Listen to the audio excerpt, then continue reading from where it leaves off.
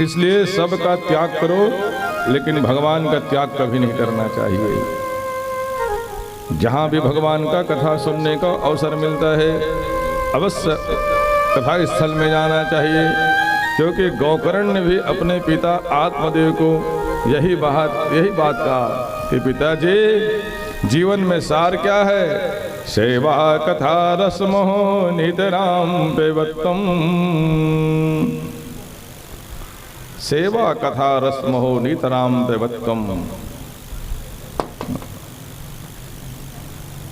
सार क्या है संसार में? भगवान का कथा सुनना, और भगवान ने सामर्थ्य दिए हैं तो दिनहीन व्यक्तियों की सेवा करना, यही संसार में सार है। सेवा कथा रसमोह नितराम पिबत्वम।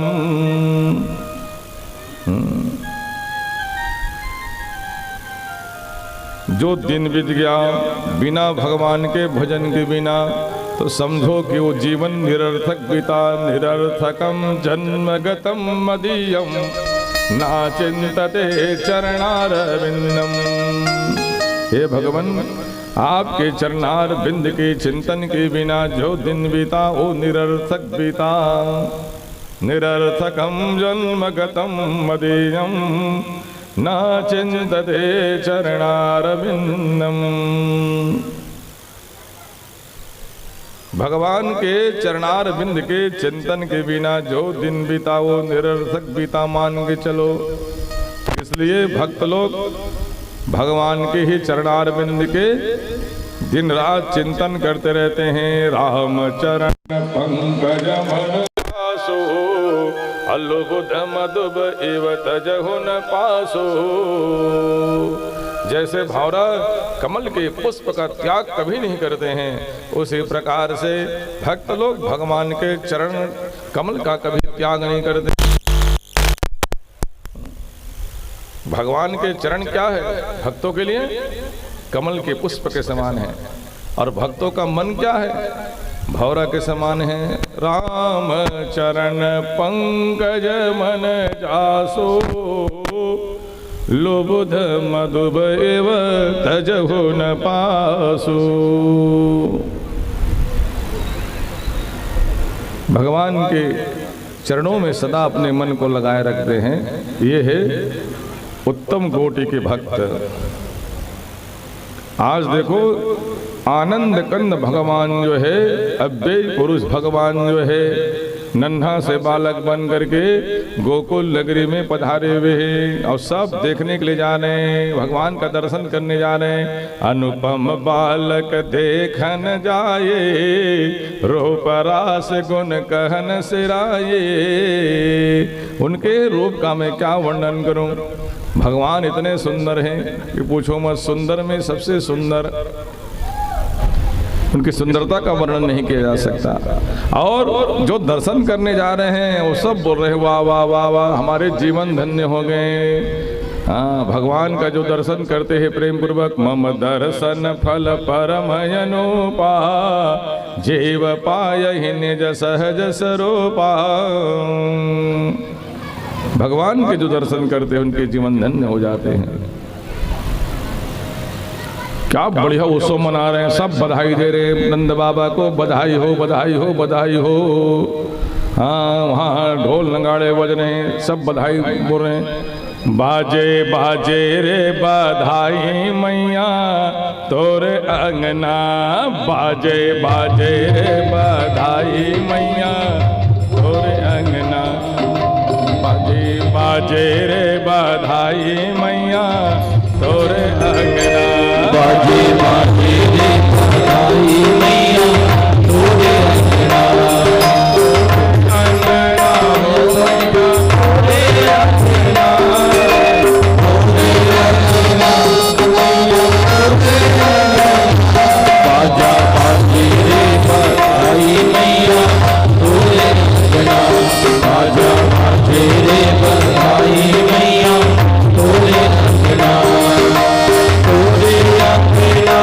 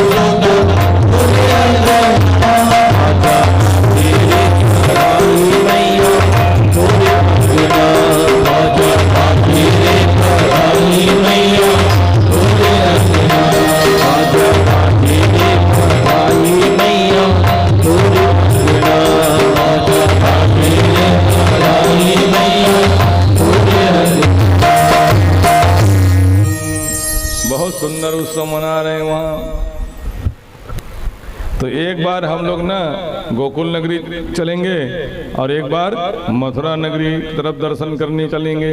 वहाँ क्या हो रहे हैं, यहाँ क्या हो रहे हैं। अब देखो तो जैसे ही पता चला कंस जी को कि मेरे मारने वाले कहीं अन्यत्र जन्म ले लिया, योग माया देवी, हाँ यशोदा रानी के यहाँ कौन जन्म लिया था, कौन जन्म ली थी, योग माया देवी। और उसी योग माया को वसुदेव जी हाँ कारागार में लेकर के आए हुए हैं। जैसे पता चला कंस महाराज जी को कि 8वां संतान जन्म ले लिया है, दौड़ते हुए आए। देवकी मैया ने कहा भैया ये तो बालिका है, ये तो बेटी है, ये आपके क्या बिगाड़ेंगे। लेकिन उस दुष्ट ने उस बालिका को भी नहीं छोड़ा, पकड़ लिया उनके पैर को और आकाश में उछाल करके जैसे ही पत्थर में पटकना चाहा, ओ बालिका जो है उनके हाथ से छिटक करके आकाश में जा करके अष्टभुजी दुर्गा के रूप में प्रकट हो गई। और कहा अरे मूर्ख, अरे दुष्ट कंस, तेरे मारने वाले तो कहीं अन्यत्र जन्म ले लिया है, तू क्या मुझे मारेगा। वही देवी जो है आपके धमतरी में विंध्यवासिनी देवी के रूप में उनकी पूजा होते हैं। देखना विंध्यवासिनी देवी के मुख्य द्वार में लिखा हुआ है यशोदा पुत्री विंध्यवासिनी। देखोगे आप लोग ध्यान दिए होंगे, आपके निकट में ही है भाई धमतरी विंध्यवासिनी देवी, यशोदा पुत्री विंध्यवासिनी देवी। यशोदा जी की जो बेटी योग माया वो विंध्यवासिनी देवी के रूप में विख्यात हुई। आज भी लोग उनकी पूजा अर्चना करने के लिए, दर्शन करने के लिए लोग जाते हैं। वो योग माया देवी है।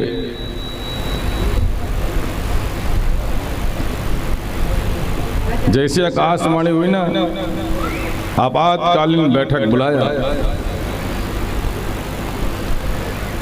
महाराज कंस मथुरा नगरी का।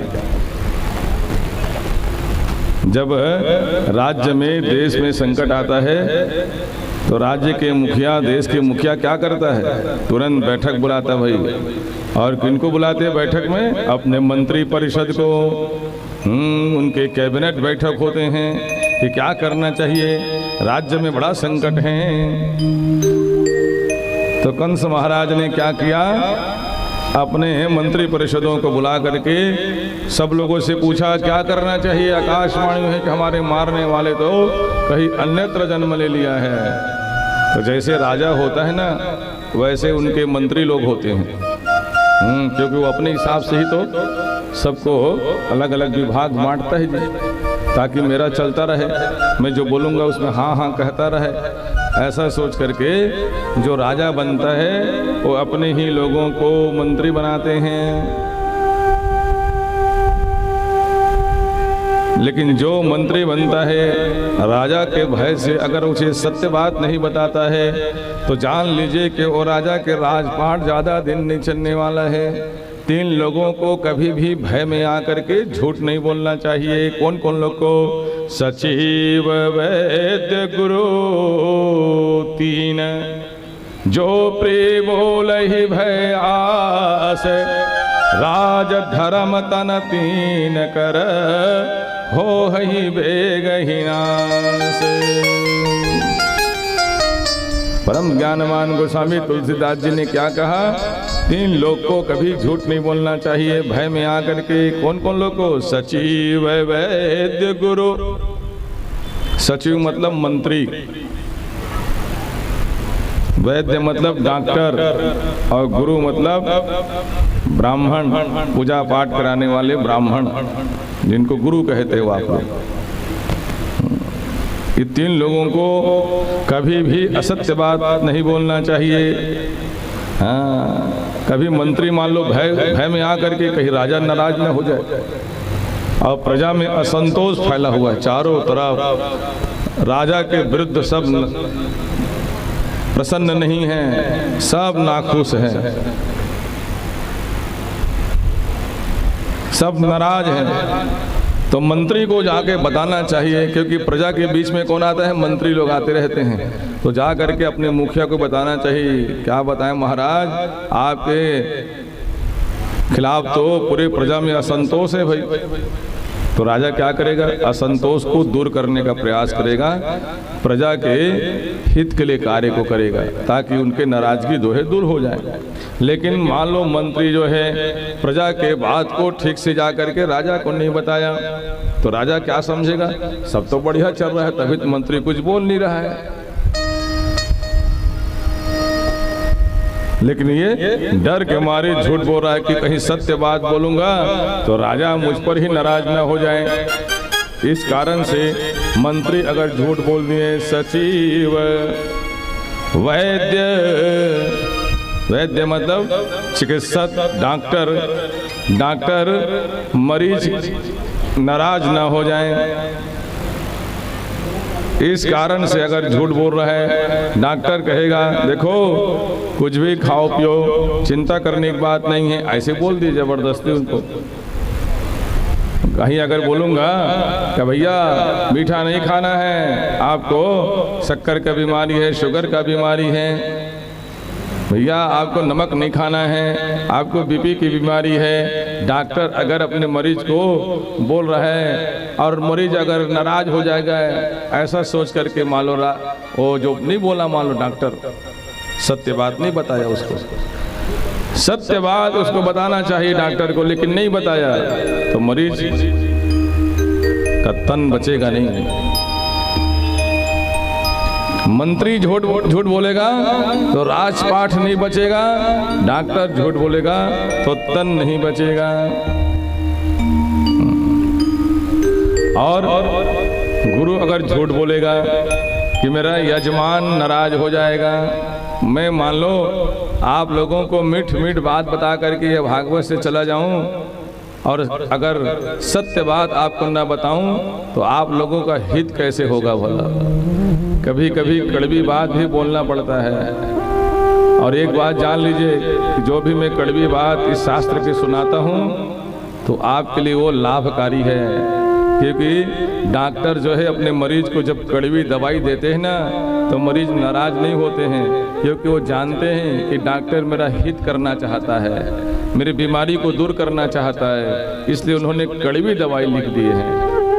उसी प्रकार से आप कभी नाराज मत हुआ करो भाई, आप सब लोग, क्योंकि शास्त्र के कुछ बात बहुत कड़वी है जिनको मुझे बोलना पड़ता है, इसलिए नाराज बिल्कुल नहीं होना, क्योंकि शास्त्रों की बात को ही ब्राह्मण बोलता है, गुरु बोलता है। अगर मैं आपको सत्य बात ना बताऊं, मीठ बात बता करके चला जाऊं तो धर्म का नाश हो जाएगा। राज धर्म तन तीन, राजपाट मंत्री की झूठ बोलने से, शरीर तन जो है डॉक्टर के झूठ बोलने से, और धर्म जो है ब्राह्मण गुरु के झूठ बोलने से नाश हो जाएंगे। इसलिए इन तीनों को असत्य नहीं बोलना चाहिए, भय से कभी झूठ नहीं बोलना चाहिए। लेकिन देखो यहाँ सत्य बात बताना था कंस को कि देखो महाराज आप नीति में चलो, लेकिन उनके जितने सब मंत्री परिषद के लोग थे उन्होंने कहा देखो महाराज एक काम करते हैं, 10 दिन के अंतर्गत जो बालक जन्म लिया है उन सभी शिशुओं की हत्या कर देना चाहिए। 10 दिन के अंतर्गत जो बालक जन्म लिया है सबका हत्या करवा दो। दुष्ट कंस ने आज्ञा दे दिया, जाओ अपने सेवकों को आसपास के मथुरा नगरी के जितने भी गांव हैं उन सब गांव में जा कर के 10 दिन के अंतर्गत जितने भी बालक जन्म लिया है सबको मार डालो। कंस का सेवक जो है,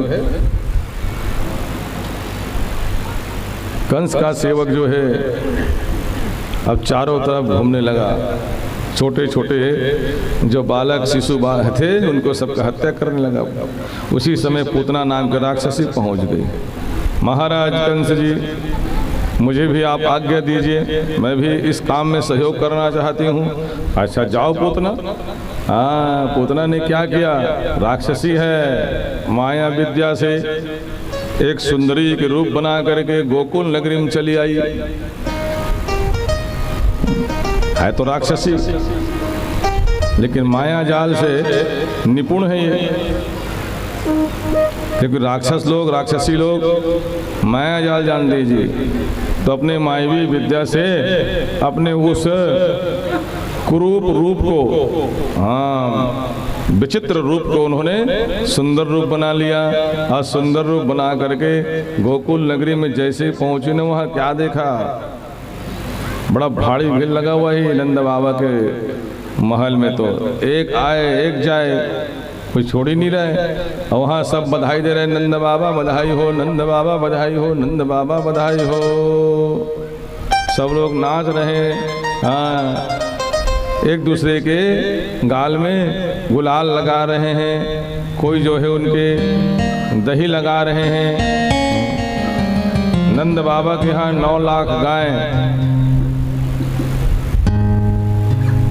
दूध दही की तो फिर वहाँ कोई कमी है ही नहीं। ऐसे है, एक दूसरे को दूध दही छिड़क छिड़क करके बधाई दे रहे हैं भाई। सब बधाई दे रहे हैं, नंद बाबा बधाई हो, यशोदा रानी बधाई हो, बधाई हो, बधाई हो, बधाई हो। और देवता लोग भी ऊपर से भगवान का दर्शन करके वो लोग भी करे, वाह वाह वाह, भगवान आज सुंदर लीला कर रहे हैं, देखो नन्हा सा बालक बना हुआ है। वहाँ सब नाच रहे हैं, बधाई दे रहे हैं। सब बाजा बजा करके बोल रहे हैं, बाजे बाजे रे बधाई मैया तोरे अंगना, बाजे बाजे रे बधाई मैया तोरे अंगना। 3 लोक के स्वामी नंद घर आए। 3 लोक के स्वामी आज नंद घर में आया हुआ है। 3 लोक के स्वामी नंद घर आए, गोप ग्वाल सब दूध दही गुलाल उड़ाए। फूलों की हुई वर्षा, फूलों की हुई वर्षा, नंद नाचे आगे आगे, बाजे बाजे रे बधाई मैया तोरे अंगना, बाजे बाजे रे बधाई मैया तोरे अंगना। ढोल नगाड़ा बाजे जगह जगह सब नाचे, ढोल नगाड़ा बाजे जगह जगह सब नाचे। फूलों की हुई वर्षा, फूलों की हुई वर्षा, नंद नाचे आगे आगे, बाजे बाजे रे बधाई मैया तोरे अंगना, बाजे बाजे रे बधाई मैया तोरे अंगना, बाजे बाजे रे बधाई मैया तोरे अंगना, बाजे बाजे रे बधाई मैया तोरे अंगना। बाजा बजा बजा करके, ढोल नगाड़े बजा करके, एक दूसरे में गुलाल छिड़क करके, दूध दही छिड़क करके सब बधाई दे रहे हैं, नंद बाबा बधाई हो, सुंदर आप यहाँ लाला आए हुए हैं। नंद बाबा वाह वाह वाह वाह, आज इतने प्रसन्न है कि पूछो। अब पुत्रा राक्षसी देखी, अरे यहाँ मनमानी भीड़ है भाई। और ऐसे भीड़ में भला किसी ढंग के बालक के हत्या करे जाए। देखो शिशु हत्या करने के लिए पहुंचे हुए और राक्षसी पूतना, और क्या किए? हाँ, शरीर को सुंदर बना ली, लेकिन अंदर में अरे स्तन में कालकोट नाम के जहर का लेप लगा करके आई हुए। अहो बकेयम स्तन कालकोटम। वेद व्यास जी महाराज ने श्लोक लिखा भागवत में कि अहो बकेयम स्तन कालकोटम। वे कौन है? कि पूतना पूतना बोलते हो, इनके वास्तविक नाम क्या है? ये बकासुर नाम के राक्षस की छोटी बहन है, बकी नाम है। इनके वास्तविक नाम बकी। ये बकासुर नाम का एक राक्षस था, उनकी छोटी बहन है। वो बकी ने क्या किया है, अहो बकीयम स्तन कालकूटम, स्तन में कालकूट नाम के जहर को लगा करके आई है। अहो बकीयम स्तन कालकूटम जिघांसयापाय यदप्रसादवे लेभे गतिम धात्र च ताम ततो अन्यम कम वा दयालम शरणम प्रपद्ये। लेकिन उस राक्षसी बकी को, पूतना को ये पता नहीं है कि जिस बालक को मारने के लिए यहाँ आई हुई है वो बालक कौन है। तात राम नहीं नर भोपाला, भुवनेश्वर कालहु कर काला। साधारण बालक नहीं है, कालों का भी काल है, कालेश्वर है। ब्रह्म अनामय अज भगवंता, व्यापक अजित अनादि अनंता। वो तो आदि अंत नहीं है जिनका, वो प्रभु है। अरे जिनके भ्रिकुटी घुमाने मात्र से पृथ्वी पलट जाती है। भ्रिकुटी विलास भयंकर काला, नयन दिवाकर कच घन माला। ओ भगवान जो है आज नारायण ही बालक के रूप में नंद बाबा के यहाँ आया हुआ है। लेकिन राक्षसी नहीं पहचान पाए कि अव्यय पुरुष भगवान ही है। स्तन में जहर लगा करके आए हुए भगवान समझ गया, ओ उतना यहाँ आई हुई है।